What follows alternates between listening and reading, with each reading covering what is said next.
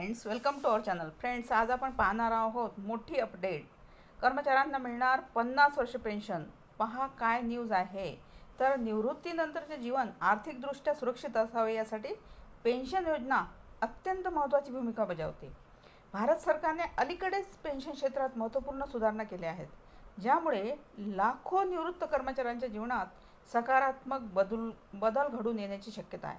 विशेषतः employees pension scheme means EPS 95 आणि नवीन unified pension scheme means UPS या दोन्हीमध्ये केलेल्या बदलांमुळे निवृत्त कर्मचाऱ्यांना अधिक आर्थिक सुरक्षितता मिळणार आहे. यामध्ये आपण पाहूया EPS 95 मधील महत्त्वपूर्ण बदल. आता यामध्ये काय बदल आहे, तर किमान पेन्शन वाढ यामध्ये बदल आहे. EPS 95 ही कर्मचारी भविष्य निर्वाह निधी संघटना EPFO द्वारे संचालित केली जाणारी पेन्शन योजना आहे. या योजनेअंतर्गत आतापर्यंत किमान पेन्शन फक्त 1000 रुपये होती, जी अनेक निवृत्त कर्मचाऱ्यांच्या दैनंदिन गरजा, ज्या डेली रुटीनच्या गरजा आहेत त्या पूर्ण करण्यासाठी अपुरी होती. परंतु 2025च्या प्रस्तावित सुधारणांमध्ये या किमान पेन्शनची रक्कम 7500 पर्यंत वाढवण्याचा निर्णय घेण्यात आला आहे. ही वाढ निवृत्त कर्मचाऱ्यांना मोठा आर्थिक दिलासा देणारी आहे.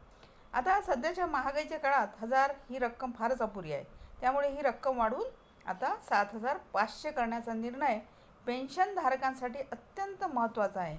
यामुळे जीवनमान सुधारण्यास मदत होईल आणि त्यांची आर्थिक चिंतेपासून मुक्ती मिळेल त्यांना. आता याचे प्रमुख फायदे काय आहेत? EPS 95चे प्रमुख फायदे, तर नंबर 1 आहे वाढीव पेन्शन रक्कम. पेन्शनची किमान रक्कम 1000 वरून 7500 पर्यंत वाढवण्यात आली. नंबर 2 वर आहे सोयीस्कर वितरण व्यवस्था. निवृत्ती वेतन कोणत्याही बँक शाखेतून सहज प्राप्त करता येते. नंबर 3 कुटुंब पेन्शन. पेन्शनधारकाच्या मृत्यूनंतर त्याच्या पती पत्नीला किंवा कुटुंबातील सदस्यांना आर्थिक मदत दिली जाते. नंबर 4 आर्थिक स्थिरता येते. नियमित मिळणाऱ्या पेन्शनमुळे निवृत्त कर्मचाऱ्यांना आर्थिक स्थिरता प्राप्त होते. आता नेक्स्ट आहे UPS means unified pension scheme. आता केंद्र सरकारने अलीकडेच युनिफाईड पेन्शन स्कीम ही नवीन योजना सुरू केली आहे. या योजनेचा मुख्य उद्देश सरकारी कर्मचाऱ्यांना अधिक संरचित आणि स्थिर पेन्शन देणे हा आहे.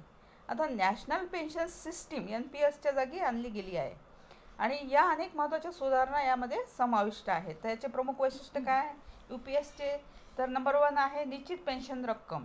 UPS अंतर्गत कर्मचाऱ्यांना निवृत्त होण्यापूर्वीच्या शेवटच्या 12 महिन्यांच्या सरासरी मूलभूत वेतनाच्या 50% रक्कम पेन्शन म्हणून दिली जाणार आहे.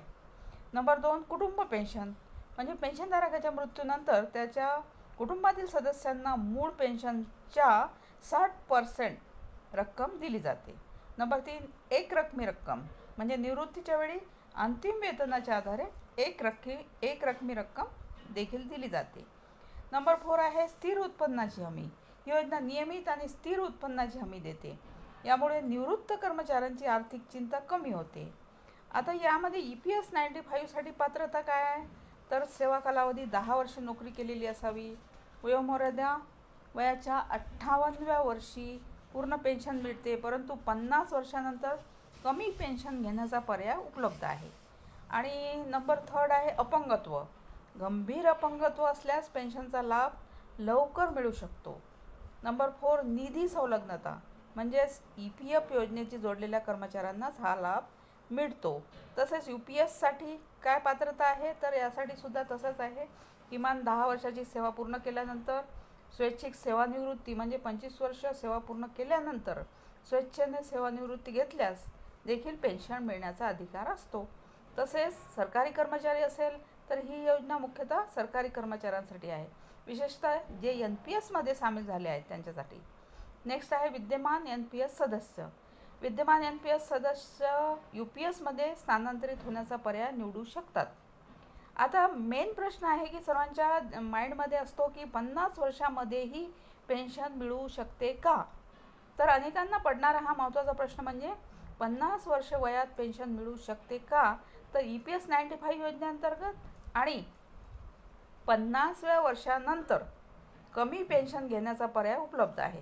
याला अर्ली पेन्शन म्हणतात, परंतु यामध्ये पूर्ण पेन्शनच्या तुलनेत कमी रक्कम मिळते. अशा प्रकारे 50 वर्षाच्या वयातही पेन्शन मिळवणे शक्य आहे. थँक्यू.